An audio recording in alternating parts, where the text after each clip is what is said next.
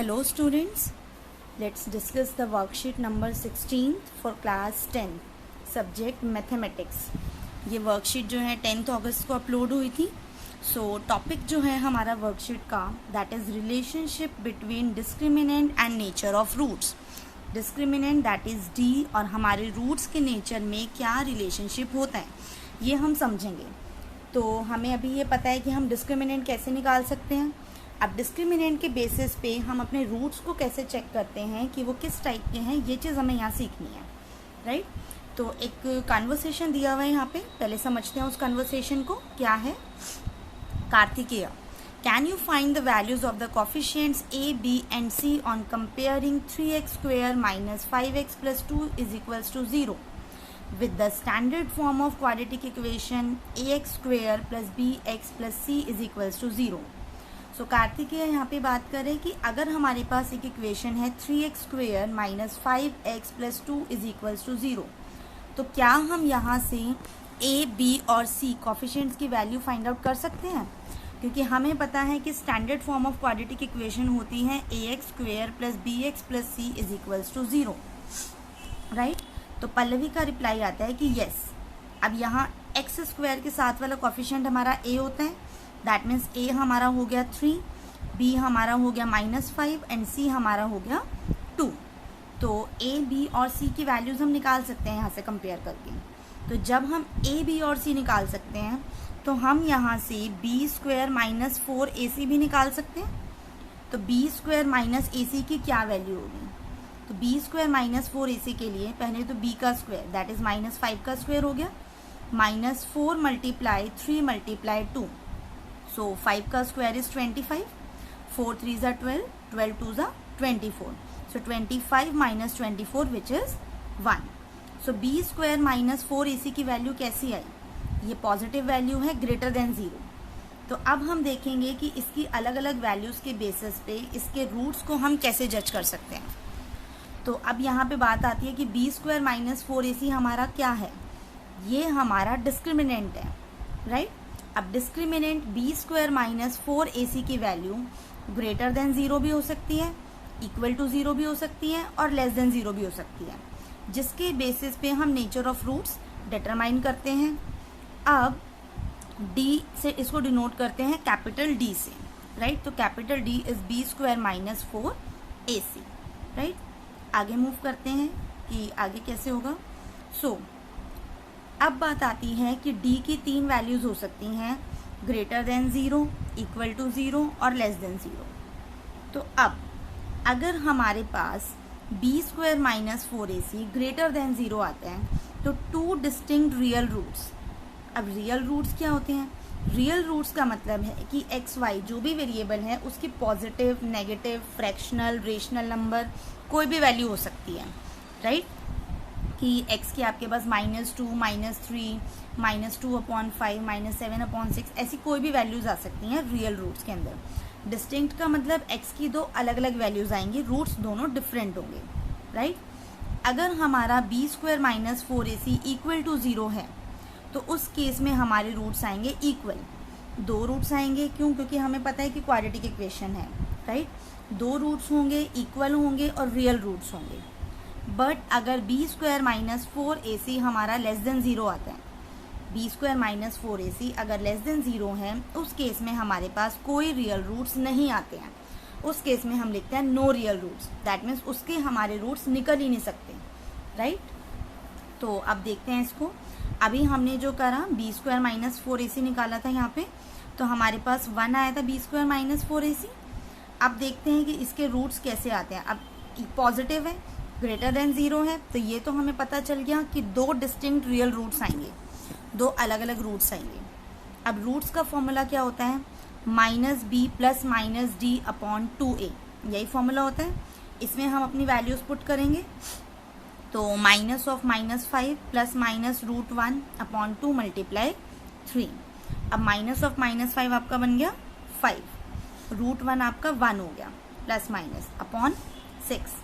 अब यहाँ से 2 बातें निकल के आती हैं, एक होता है 5 प्लस 1/6 और दूसरा होता है 5 माइनस 1/6। अब 5 प्लस 1/6 करा तो 6/6 आया, और 5 माइनस 1/6 करा तो 4/6 आया. Now 6/6 is 1 and 4/6 is 2/3. तो हमारे पास दो वैल्यूज आई हैं, 1 और 2/3. दोनों ही रियल हैं और दोनों ही अलग अलग हैं. दैट मीन्स कैसे रूट्स आए हैं, डिस्टिंक्ट रियल रूट्स आए हैं. तो I hope it is clear to you now कि हमारे रूट्स जो हैं वो किस टाइप से आ रहे हैं यहाँ पे. ओके तो अब जो हमारे पास एक फॉर्मूला है, आई थिंक आप लोगों को पहले भी क्लियर था, ये लास्ट वर्कशीट में भी डिस्कस हुआ था कि x is equals to -b plus -√d/2a. This is the formula to find out the roots of the quadratic equation. चलो अब हम एक क्वेश्चन ट्राई करेंगे. Find the discriminant of the equation 2x² - 5x - 3 is equals to 0 and hence find the nature of its roots and find them if they are real. तो equation है हमारे पास 2x² - 5x - 3 is equals to 0. तो यहाँ से a आपके पास है 2, b आपके पास है -5 और c आपके पास है -3, राइट. तो अब निकालते हैं b² - 4ac. So it would be -5² - 4 × 2 × -3. ठीक है, तो 5 का square is 25, minus minus plus, 4 2 ज़ा 8, 8 3 ज़ा 24. So 25 plus 24 it would be 49. That means discriminant की आपकी वैल्यू क्या आई है, 49 आई है. 49 is positive greater than 0. That means nature of roots आपका क्या हो गया, 2 distinct real roots. nature of roots आपका आया 2 distinct real roots. अब हमें वो roots find out करने हैं, तो करते हैं. d हमारा आ गया 49. अब फॉर्मूला हमारा होता है -b प्लस -√d/2a. यही फॉर्मूला होता है. तो अब वैल्यूज पुट करेंगे तो -5 प्लस -√49/2 × 2. यही फॉर्मूला है. अब -3 आपका 3 हो गया, प्लस -√49 आपका क्या होता है, 7 होता है /4. सो 3 प्लस -7/4.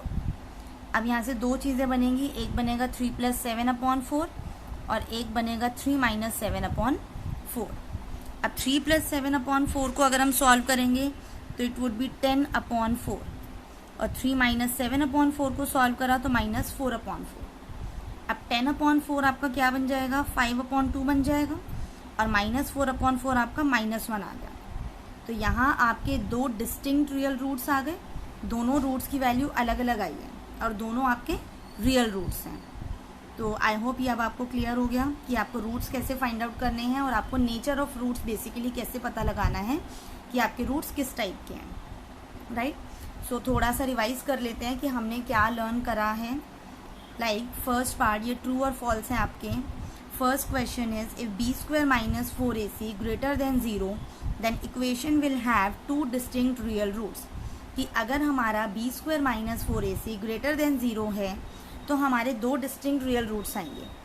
तो ये ट्रू हैं. ऊपर वाले में हम देख चुके हैं कि ये हमारी ट्रू कंडीशन है.